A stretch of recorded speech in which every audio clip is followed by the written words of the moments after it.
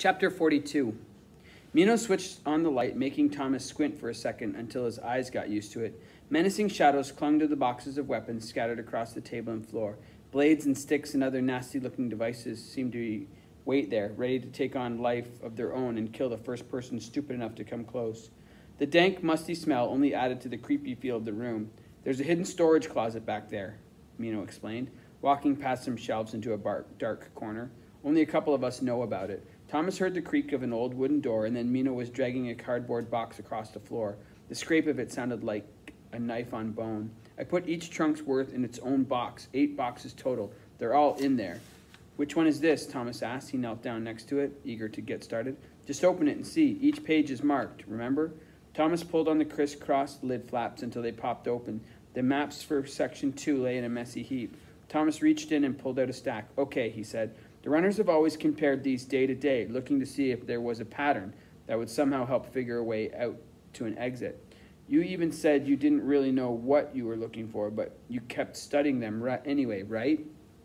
Mino nodded, arms folded. He looked as if someone was about to reveal the secret of immortal life. "Well," Thomas continued, "what if all the wall movements had nothing to do with a map or a maze or anything like that?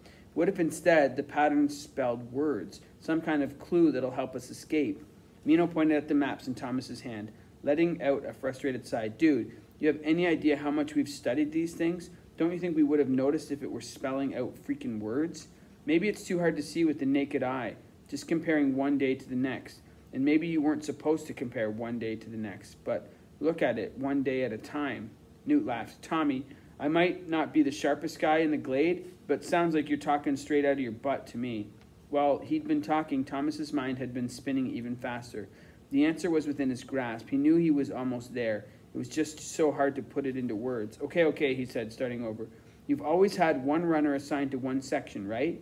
Right, Mino replied. He seemed genuinely interested and ready to understand.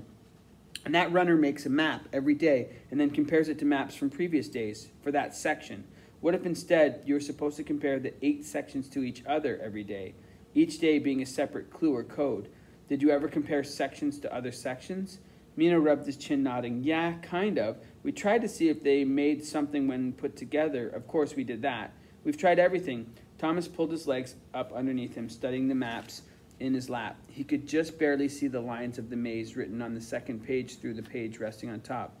In that instant, he knew what they had to do. He looked up at the others. "Wax paper." "Huh?" Mino asked. "What the?" "Just trust me. We need wax paper and scissors, and every black marker and pencil you can find." Frypan wasn't too happy having a whole box of his wax paper rolls taken away from him, especially with their supplies being cut off. He argued that it was one of the things he always requested, that he used it for baking. They finally had to tell him what they needed it for to convince him to give it up. After 10 minutes of hunting down pencils and markers, most had been in the map room and were destroyed in the fire. Thomas sat around the work table in the weapons basement with Newt, Mino, and Teresa. They hadn't found any scissors, so Thomas had grabbed the sharpest knife he could find. "This better be good," Mino said. Warning laced his voice, but his eyes showed some interest. Newt leaned forward, putting his elbows on the table as if waiting for a magic trick. "Get on with it, Greenie." Okay, Thomas was eager to do so, but was also scared to death it might end up being nothing. He handed the knife to Mino, then pointed at the wax paper. "Start cutting rectangles about the size of the maps. Newt and Teresa, you can help me grab the first 10 or so maps from each section box." "What is this, kitty craft time?" Mino held up the knife and looked at it with disgust. "Why don't you just tell us what the clunk we're doing this for?" "I'm done explaining," Thomas said, knowing that they just had to see what he was picturing in his mind. He stood to go rummaging through the storage closet. "It'll be easier to show you. If I'm wrong, I'm wrong, and we can go back to running around the maze like mice." Mino sighed, clearly irritated, then muttered something under his breath. Teresa had stayed quiet for a while, but she spoke up inside Thomas's head. "I think I know what you're doing. Brilliant, actually."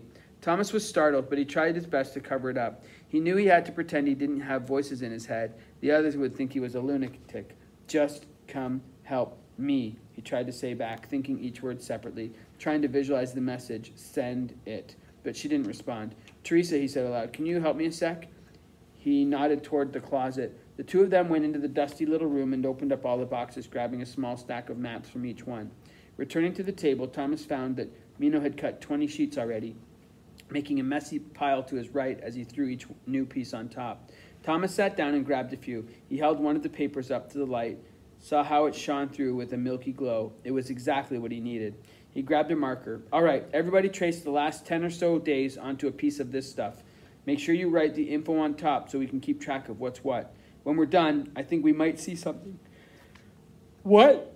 Mino began. Just bloody keep cutting, Newt ordered. I think I know where he's going with this. Thomas was relieved someone was finally getting it.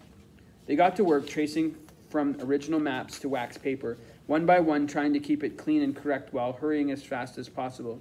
Thomas used the side of a stray slab of wood as a makeshift ruler, keeping his lines straight. Soon he'd completed 5 maps, then 5 more. The others kept the same pace, working feverishly.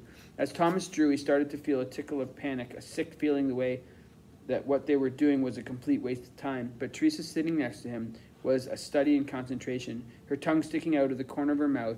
As she traced lines up and down, side to side, she seemed way more confident than they were definitely onto something. Box by box, section by section, they continued on. I've had enough, Newt finally announced, breaking the quiet. My fingers are bloody burning like a mother. See if it's working. Thomas put his marker down, then flexed his fingers, hoping he'd been right all about this. Okay, give me the last few days of each section. Make piles along the table in order from section 1 to section 8. 1 here, he pointed to an end, to 8 here. He pointed at the other end. Silently they did as he asked, sorting through what they'd traced until 8 low stacks of wax paper lined the table.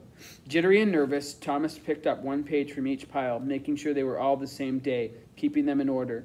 He then laid them on top, one on top of the other, so that each drawing of the maze matched the same day above it and below it, until he was looking at 8 different sections of the maze at once.